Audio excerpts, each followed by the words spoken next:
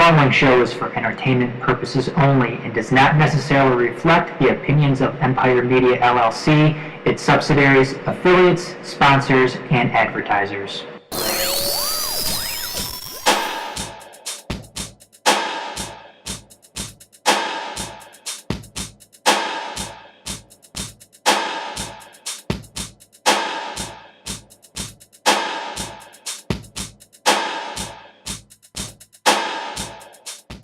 All right, welcome everybody to Motor City Uncut, episode 132, presented by the Major Sports Network Detroit. I'm your host, Dorf, joined each and every week by Major Sports Network founder, CEO, bossman, emperor extraordinaire, Adam Hernandez, and not really missing in action, but missing in action tonight is a usual guy who's still have a new bit for him, the guy whose job title is that he doesn't have a job title.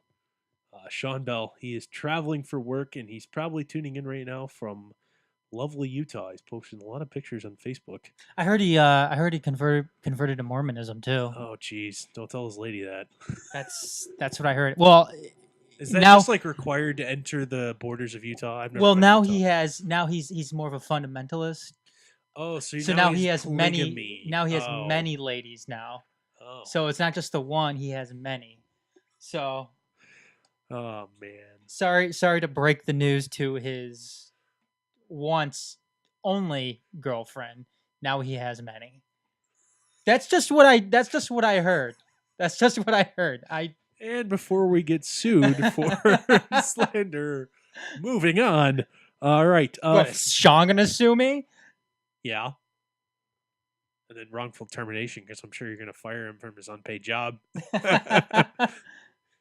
Character assassination. Anyway, so first up on tonight's program is the Stanimal, Stan Van Gundy. Well, Stanimal, that's Stanley Johnson. Stan Van Gundy kind of losing control of the Detroit Pistons. They are imploding, and imploding is putting it nicely down the stretch. And as we, if you're watching us on the Facebook live stream, as we previewed right before we went live on the air here, Stanley Johnson is getting a DNP rest tonight in a game they probably should be trying to win.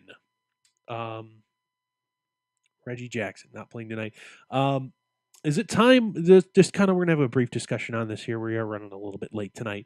Is it time for Stan Van Gundy to retire from the coaching, move up from the bench to the luxury box, and just be a general manager at this point? I'll tell you what, I can't criticize much what he's done as a general manager or director of player personnel or VP of personnel or whatever they want to call it, since he's or VP of basketball operations. Since he's taken over 2+ years ago, I don't think I have any gripes. But you know what? The coaching, for whatever reason, you as you can see with the results on the floor, they aren't getting any better. And when the team is this young, that should be the case. I don't think it's time to hit the panic button right just yet, but it's time to have a serious discussion whether or not it's time to go all Pat. Well, Pat Riley actually won something. Go all Pat Riley and just go move to the front office and get a young, inspired coach in there to take the reins. Your thoughts, Adam?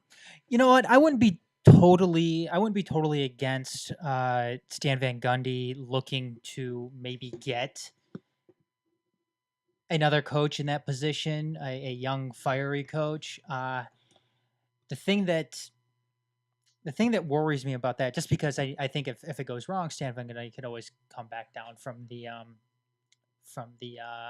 front office booth, whatever it is you call it, and retake the reins as a head coach once again. The only thing that concerns me is it seems like there may be an inherent lack of respect on this team. Whereas if they're not respecting Stan Van Gundy and everything that he's done in the league as a head coach, who's to say they're going to respect some young, fiery head coach that he brings in? Exactly. And you know what? Is there a recent member of the organization that you could say, you know what, had coach material written all over him that you think would work within the Stan Van Gundy essentially philosophy? Right now in the organization? No, not right now. Let's call him a recent grad. I don't know. I don't know off the top of my head. Chauncey Billups? Okay. You know what? You saw Jason Kidd and Derek Fisher try and do the whole coaching thing here after they retired with mixed success. Kidd's been all right, but Derek Fisher was Derek Fisher was a gone disaster, as but fast as he came in. But I think the situation that was presented to Derek Fisher wasn't. It was awful. It was awful. Awful situation with an awful I just organization. look for some reason, Dorf, and it just wasn't with the Stan Van Gundy era. It seems like this team has had a problem with head coaching, and I'm talking about a lack of respect for head coaching. That stretches back. I remember them having a problem with John Kuester and not respecting him. Look, I know he wasn't. I know he wasn't a good head coach, but you should still respect the guy as your coach. You know what I'm saying? It's just Well, the lack of respect for a coach is not something unique, especially in the NBA, to the Detroit Pistons. You see that left, right, center throughout the league. You know what? And the guys that have had the most success recently, outside of Greg Popovich, are the guys who the recently retired semi-good players. The guys that were role players for long times throughout their career, who've kind of done a little bit of everything. You know what? Just honestly, I'm not going to say Tyronn Lue is like the new blueprint, because you know what? If you had LeBron James, Kyrie Irving, Kevin Love, and that level of roster, you'd win a lot of games too. Regardless, you could just say, "Here's ball, go play," and still win a lot of games. Sure. But at the same time, Is it time for? I don't want the grizzled veteran, the guy who's been around for a while. I want a blank slate, but the guy that has the recent credibility as a player. Chauncey Billups is a name that comes immediately to mind. I have no idea if he has any interest in coaching, but you know what? He's done it. Or if he's done it here. And you know, as a coach, he's a blank canvas. The thing with Stan Van Gundy is he runs a very specific type of very system. tight ship. Very tight ship, very specific type of system. It has to be the right guy, the right mentality, he has to know what Stan Van Gundy wants and how he wants it done. If you don't have that type of guy in here, much like the players, you have to have the right set of players in a Stan Van Gundy system for it to work. You need to have your big man, and you need to have your shooters. That's team that's willing to give a flying one on defense. Yeah, that's Stan Van Gundy's system. And if you don't have the players for that, and in certain circumstances, I guess, if you don't have the coach, then it's not going to work. Now, because of that, because I think the Pistons have some bad apples that they may need to weed out here, I think Stan Van Gundy needs to stay in and give it another couple of more seasons. If it doesn't work after that, then yes, maybe we can look to getting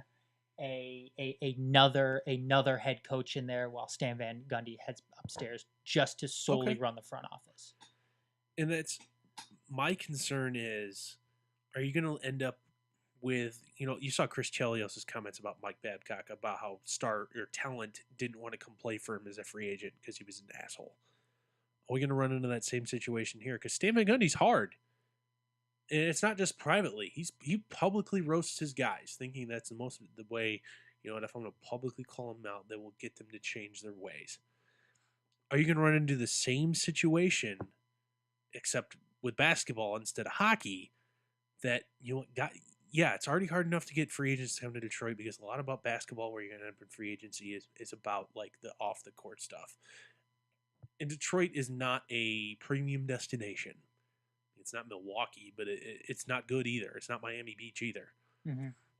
With that being said, if you want that level of talent, especially if you're not going to burn it down to like a Philadelphia level where you're just going to stockpile draft talent and suffer for 10 years, unless, of course, you're going to do it that way, you're going to have to be able to add in free agency. And having a drill sergeant as a head coach is not conducive to being able to do that. I don't know if Stan Van Gundy's a drill sergeant, so to speak. I see where you're coming from, but you know what? Stan Van Gundy, look, I know he hasn't won any any He championships. does not in have the a league. championship to his The, name. the thing with Stan Van Gundy though is he was able to take a train wreck like the Orlando Magic, who had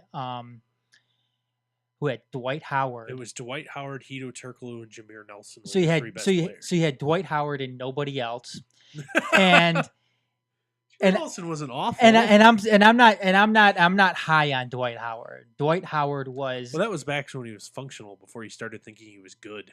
yes.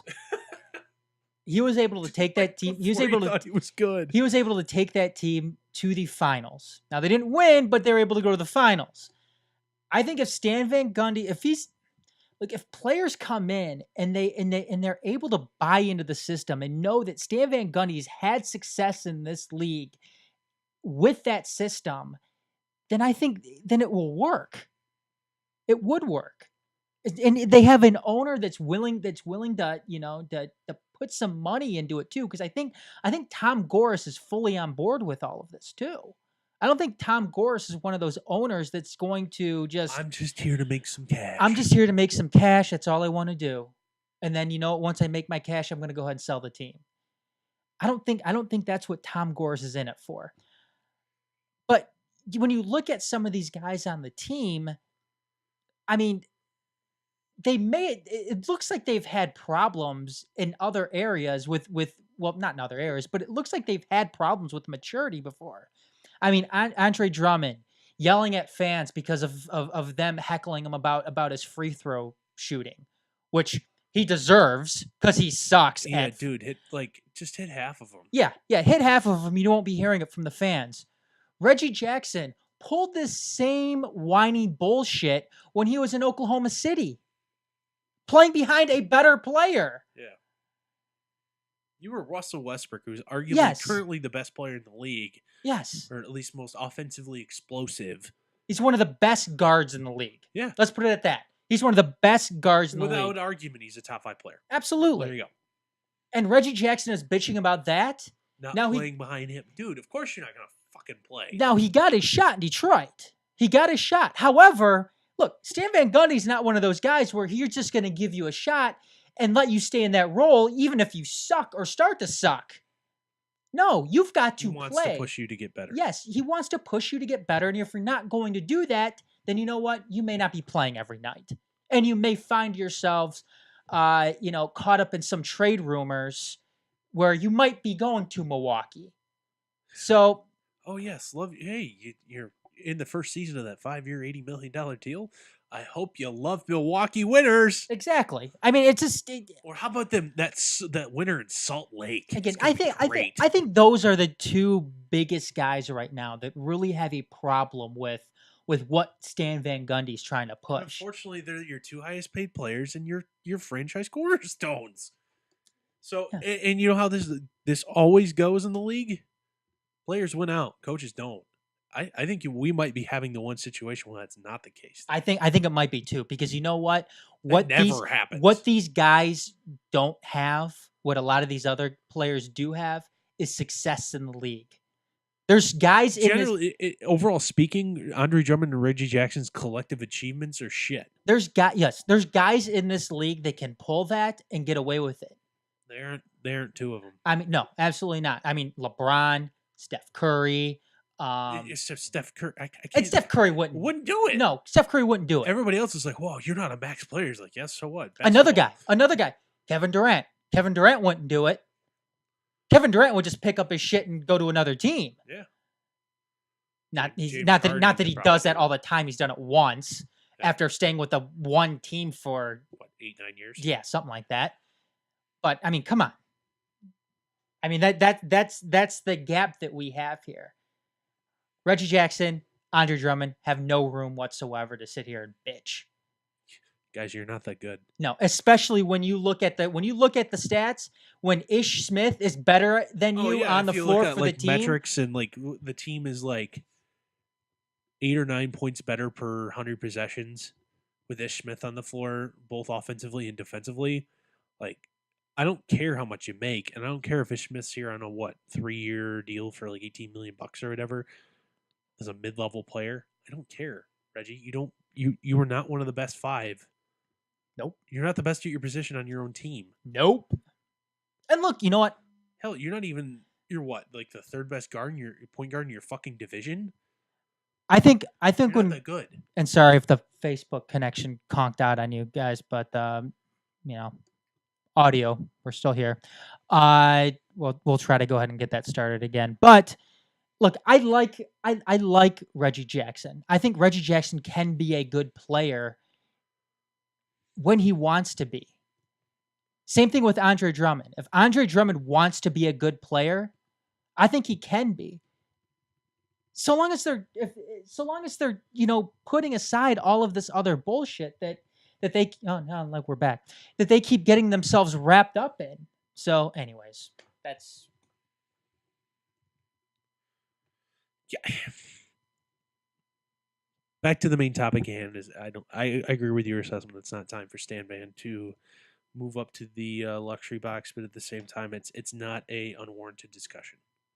It's not something that it shouldn't be outside the realm of possibility to at least look at in the off season. I mean, you're not going to do it now, but it's not something that shouldn't be discussed. Look, I have enough trust in Stan Van Gundy where if he looks at the situation as like, hey, you know what, I think that the team would be better served if I put 100% of my efforts into front officing, and I can get this guy or this guy to go ahead and take a look at running this team on the floor, then so be it. All right, moving on. Next topic tonight. If you are following us on Facebook Live as the connection comes in and out, I have posted the link to the audio in the comments, or you can also find it on our Facebook page, where connectivity isn't an issue for whatever reason. So, hey, we're back again. All right, so I think I'm going to switch it. Next time to the because the wireless feed isn't all that great in here. All right. Ian Kinsler hates fun. Certainly seems like it. Yeah. I'll tell you what, this is kind of more up your alley. You did do the write-up for the website about it. If you want to go ahead and introduce that topic, well, I mean, Ian Kinsler, and he backtracked on his comments a little bit. I do have the quote up. Go ahead. What was his quote? So Kinsler's comments right before, was it the championship round or the semifinal of the WBC? I think it was a semifinal. Semifinal of the WBC, World Baseball Classic. So, quote, oh, no, wait. Never mind. It's not important. It was either before the semifinal or the final. Whatever. It doesn't matter. He said them. The championship weekend. All right. Quote, I hope kids watching the WBC can watch the way we play the game and appreciate the way we play the game as opposed to the way Puerto Rico or the Dominican plays. Kinsler said, it's not just taking anything away from them that I wasn't raised. That just wasn't the way we were raised. They were raised differently, and to show emotion and passion when you play, we do show emotion, but we do show passion just in a different way. Yeah, I'm fine. I probably should read the quote in depth before I actually try and read it live on the air at least once. Were those Kinsler's choice of words that were screwing you up? Yeah. I'm sure it sounded better coming out of his face instead of being transcribed and then me reading it again. But he hates fun. What raised how? So what do you really mean? Don't beat around the bush. What do you really mean? Here? What are you talking about here? What? Because do you have something against the way that Latin players show emotion? Is that what we have here? Is that or is it the fans, the way that they, there's a different atmosphere at some of these games, whether they're I understand it's essentially a tournament championship round that, guys are excited, but you know what? What's wrong with that? A regular game, 62 of the 162 game season. What's wrong with teams getting that fired up during a regular Major League Baseball season? Nothing. Exactly. That's the problem with sports. Look, the thing with Ian Kinsler and any other professional athlete out there, yes, they do this as a career. It is their job. However, they're in a very fortunate situation. A, because they get paid money to compete, and two, what they do isn't all that important. It's not real life. And you know what? These guys... It's real life for them, but for everybody else, it's not. Yes. You know what? You have the opportunity. You're not a doctor. You're not a police officer. You're not in charge of shaping. If you fail at your job, it's not the end of the world. No, if you're not shaping minds inside of a classroom, you are a professional baseball player responsible for just let's simplify it even more. That you're a professional game player. Yes, the only thing that you need to worry about is staying out of trouble, working out, and making sure you get compete to the best of your ability. Exactly. That's all you have to worry about. That's it. And you know what? Have fun while you're doing it at the same time. Now, when these guys go out there, Dorf, I don't think they're not disrespecting anybody. Is it disrespectful to go out there to have some damn fun? To have fun and to celebrate when you have a nice play. When you have a nice play, drive in a run, steal a base. Exactly. Make a great defensive play. You see guys clapping their hands together or the bat flips. That's not disrespecting the pitcher. That's, hey, I just did something fucking cool. You know what? The definition of success in baseball, you're a Hall of Famer if you're successful 1 out of 3 times. Yeah. Offensively, you were successful if you're a pretty darn good pitcher gives up 1 run every 3 innings. Yeah. You're only successful 2 out of 3 times if you're a pitcher. No, these guys, it's a totally different thing. And I'm not saying that, that disrespect in baseball or any sport is good. I think that's a bad thing. These guys aren't going out there and pointing to other, to the pitcher as they hit a home run. At the same time, if you're worried about the on-field antics, sort of, if you don't like it, don't serve up the beach ball. Don't get caught stealing. If you don't like it, stop them. Mm-hmm. The whole thing about running. Oh, it's offensive. You ran up the score. You're being a jerk. If you don't like it, stop me. You're on the field too. Yeah. Or in the case of college, oh, it's just mean, run up the score. Those guys are on scholarship too. And you know what? They're gonna probably their goal is to do the same thing to you every game. You know what? You're on the wrong side of it. Tough tits. Exactly. And I think it's Dorf. This was a topic on the Sandlot Report. I think last year, sometime, where there was a discussion going on in terms of why there may not be as much diversity, I guess, coming out of the United States when it comes to baseball. It seems like baseball is still very much a white man's game in the United States. I want to pull up the demographics of baseball. Because I'm sure we'll get an updated version of this once final rosters are announced. But yeah, because we're seeing less and less African Americans become involved in baseball. And instead, they're going and they're playing football or they're playing basketball, and football may not be the best example when it comes to excitement or having fun, because the NFL is doing everything they possibly can to litigate fun out of the game. But it seems like we're seeing less and less African Americans play baseball, and I don't think that this is helping. I'm not saying that African Americans need to have a certain sense of celebration, or they need to have a certain sense of emotion in a particular sport. What I am saying, though, is this isn't attracting young kids anymore to the game. Because if you go in there and all of a sudden, if you want to have fun doing something, if you want to have fun, if you want to have character, if you want to show emotion, what happens if you show some emotion in baseball and you're a hitter? You get hit the next time you're up. Hey, you get plunked. Or worse comes to worse, somebody else is getting plunked on your behalf. Exactly. Yes, I don't like what you're doing. I'm going to commit assault against your person. Yeah, and I think that's a problem with young kids, young kids in this game, and who are coming up into this game. And yes, African Americans are included in that, and we are seeing less African Americans play baseball. Why do you think that is? Is it because of bullshit like this, where they're trying to guys like Ian Kinsler are trying to take away that aspect or say that aspect isn't appropriate? I don't know. I think I like Ian Kinsler. I do. He plays for my team. I think he's a very good second baseman. I just think he's totally wrong and totally backwards in this type of thinking. And you know what? I finally found the most recent demographic data I can find with like a clear, easy numbers that I can decipher on the fly is from 2015.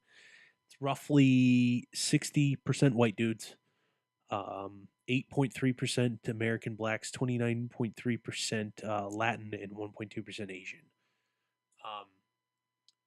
We were talking about this earlier. Just Adam Jones's comments when asked by, I forget what he was asked to comment about Colin Kaepernick in the situation. This is at the end of last season.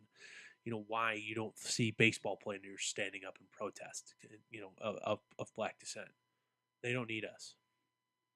If one of us does that, we won't be. To the fact, this isn't a direct quote. We won't be around much longer. The point of it's a crusty old stiff neck white American game. If you don't fit that, or you don't repress your own emotion, you're not long for here. And I think that's A, dumb, and B, is not right. You know, baseball already has an excitement problem. The millennial generation that you and I technically belong to, we can't stand to sit still for 3 hours to watch a baseball game. They have to make it more fun. They have to make baseball fun again. Thank you, Bryce Harper. Yeah, Bryce Harper, make baseball fun again. Hey, he's all on board. I know he is. He is on board. It's not the Trump train. What's a good baseball analogy? I don't know. We'll come with something later. You need to make this game more exciting. And you know what? What really plays to the millennial generation, air quotes, showmanship. Exactly what the goddamn Latin players are doing, and going crazy in their dugout, having fun. That plays well with the younger generation. If anything, you should be highlighting it. Yeah, you know what's cool too, as far as the crowd and everything goes. Also, it's not like you need to have a touchdown celebration when you like a Terrell Owens style touchdown celebration when you hit a homer. But for fuck's sake, yell, scream, jump up and down when your team has a nice play. Absolutely, that's fine. I love the crowd too. I mean, your in-stadium crowd gets super pumped when that happens. Absolutely, your in-stadium crowd gets super pumped. Even the crowds in Mexico or anywhere in Latin America, even the crowds out in the Far East, whether you're talking Japan or Korea. Oh God, the Korean League is the king of the bat flip. Yeah, so much more excitement, not just on the field, but in the stands as well. And then there's that soccer crowd as well in Europe and also in South America. I don't think I want the English soccer crowd where there's a fucking full city brawl every time. No, that's not good. I don't want any violence. I just want excitement. I want that atmosphere at some of these baseball games. You look at the atmosphere of like, essentially, let's make the soccer equivalent of a baseball, like single A soccer, like fourth tier English soccer, and just the rabid fan base that packs a stadium that holds 1,000 people. These guys travel everywhere. These guys and they have that level of excitement for the equivalent of single A baseball. You can't get that level of excitement in the major leagues until it's like Game 7 of the fucking division series. Yeah. Or in this case, the championship round of the WBC. Look, I think. What's wrong with that? If there's an abundance of thinking like what Ian Kinsler gave us, then baseball has a real identity problem. And going forward I think that's kind of the old guard. I hope it is. Yeah. But Ian Kinsler isn't even that old. Ian Kinsler's 34. It's not like he's in his late 30s or early 40s. I would have a problem if somebody like Rob Manfred, the commissioner, or a high-level baseball executive said something to the He's not Goose Gossage. Let's just put it Oh, God, we could do a whole show on him. Goose Gossage, just look up the TMZ videos of him being asked random questions about what he thinks about the state of today's baseball. It's good for a good laugh, and they're usually about get off my lawn. Oh, yeah, he is very much the get off my lawn type. God damn it, he derailed me here. Sorry. It's okay. I think that I think that's just kind of doesn't need to be having a place in modern baseball. No, I think in baseball will be so much better for it, or for that, if that mentality is you help grow the game. Because you Sure. know what, if you're not adding fans at the let's call it the 16 and younger stage, you're not gonna be able to grow your game domestically. No, you won't. Guess what? Those domestic people that you're missing out on now, guess what those are? Potential season ticket holders, ad buyers, and the TV viewing audience that you won't have coming in 10 years. So find a way to get to them, otherwise your audience dies in 10 years. Agree. All right, next problem for the Detroit Tigers is not a problem with perception. Well, we could say it's a problem with perception. That how they're choosing to assemble their team this year. We're going to call it the Joe Jimenez problem. After some very nice performances in the WBC, stellar numbers last year, and not bad spring so far, Joe Jimenez is not among the Tigers' last 37 players on their spring training roster. He was optioned to the minor leagues yesterday to report work on his secondary stuff. My question is, are you trying to win games or not? If one pitch is good enough for him to win now, why is that a problem? Why? What are you doing here? I don't know. I think that Joe Jimenez. I thought he should have been on the roster last year when they expanded. Well, he was on the roster when they expanded. Oh, he wasn't. He wasn't. That's right. He is not. He has never been a member of the 40-man roster. That's right. He wasn't on the expanded roster. Still not on the 40-man roster. Okay, you know what? Bullpen isn't that good to begin with. It's not that good. What the hell is the problem with bringing up Joe Jimenez, who was good in the WBC, against guys who were out there actually looking to play? Yes, they're out there looking to play. These guys were going out and they wanted to win for their country. And he was pitching really well. He's blowing it by yes. high-end major league hitters. Look, the Tigers. This isn't like he's just, it'd be one thing. He's mopping up against the scrubs in spring training. All right. No, he was blowing it past baseball's best. You know whose spot he should be taking? Bruce Rondon. Okay, well, they just got rid of Mark Lowe. Why can't you insert Joe Jimenez for Mark Lowe? Yet they're going to sit here and they're going to dick around with the Mike Pelfrey. They're going to dick around with Pelfrey and Sanchez and so on and so forth. Look, the Tigers aren't in the position right now to be able to go out and say, "Oh, well, you know what? We have too many guys right now that are ahead of Jimenez that are better, and they're going to be able to give us more." They don't have it. They don't have that. And I don't know what they're waiting for. And you said it earlier. Dorf, when we were talking about this, that look, if it doesn't work out, then send him back down. It's not like this guy has zero options. It's not left. like he's out of options. No. Or you're worried about service time. He's a fucking relief pitcher, so his salary's not going to get that much out of control to begin with. What does it fucking matter? It doesn't. Put him on the team. It doesn't matter at all. I don't know who they're going to insert in there aside from him that's better and that's going to be able to give them quality innings like he can. Can't think of anybody. I mean, who should they keep up here? Instead of Justin and Josh Wilson? Those guys are going to be here. Those guys are going to be there. Okay, if you want to go, let's run through the bullpen real quick. We're going to have K-Rod. Fine. The two Wilsons. Kyle Ryan. Rondon Green. That's 6. It's going to be Mike Pelfrey. Shouldn't be, but it's going to be. And that also means Matt Boyd's going to AAA. So Matt Boyd's going to be going to AAA, and Sanchez is going to take the 5th spot? Yep. What are we doing here? We're not trying to win games. Look, we've already done this before. Putting the best 25 on the roster. We've already done this before. We did it last year. What are we doing? We went down this road last season where Jimenez was stuck in the minors and twiddling his thumbs. I could get last year because you know what, he did begin the year at high A ball. Okay, fine. You know what he did? He played at 3 levels last year. But I understand that you weren't really in the race. But they couldn't That's even bring him fine. up when the rosters expanded.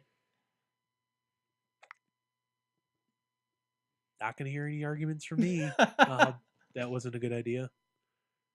Like last October when you really, or September rather, when you really weren't playing for anything. Oh, but we were only 2 games out of the wild card. You were never really in that. Don't No, kid they yourself. weren't. Yeah, they weren't. That would have been a perfect time to try him out. And you know what? If it didn't go well, then I could totally get not having him on the roster to start this year. But you didn't add anything to your bullpen. I mean, you picked a guy in the Rule 5 draft who's probably not going to get kept. Great. Yeah, exactly. And who was that again? Daniel Strumpf. He actually had a pretty nice spring. Just rather unimpressive, like body of work and stuff. So whatever. I think he was waxing up my new car when I got it last January. Dick. No, I just. What are we doing here? All right, for this, we're gonna get anything else you want to add here? No. All right, for the sake of time, we're going to skip our Michigan State topic. Okay, real quick on that. Sure. Both teams did well. Yep, nice job. I mean, exceeded expectations going into the tournament. The fact that Michigan State was in that game, I know it ended up being a 20-point defeat, but the fact that Michigan State was a lot closer than that Kansas game, it was a 5-point game with 4 minutes to go. The fact that they were in the game at all is a miracle, and you know what? Great run, Michigan. Way to get hot at the end. You almost caught one, and the team that you lost to is still alive. Mm-hmm. So you're minimally you got knocked out by a team that's in the Final Four. So there you go. Last but not least, tonight's episode is the cut room floor. Was it yesterday? It was the 20-year anniversary of the fight night at the Joe. Interesting stats about that you were talking to me about earlier. Darren McCarty ironically did not have the most penalty minutes. No, he not even on his own team. He had 11 total penalty minutes and so that night. Him caving in Claude Lemieux's face is actually only a double minor. I can't remember if he got a fighting in addition to a 4-minute double minor, but he didn't get a game misconduct, which he should have gotten. He was still able to play in that game, and he ended up scoring, ironically enough, the game-winning goal in overtime, which was phenomenal. Excuse me. Jamie Pusher. God damn it. Anyways, Jamie Pusher actually had the most penalty minutes on the Red Wings. With 12. And there was a guy on the Avs that I forget what. I think it was Brent Severin or something with 20 penalty. He was 20 in the penalty box minutes for 1/3 of the game. Yeah, I want to say that the both teams combined. I mean, the goalies had 7 penalty minutes each. Yeah, Vernon and Waugh had 7 penalty minutes each. And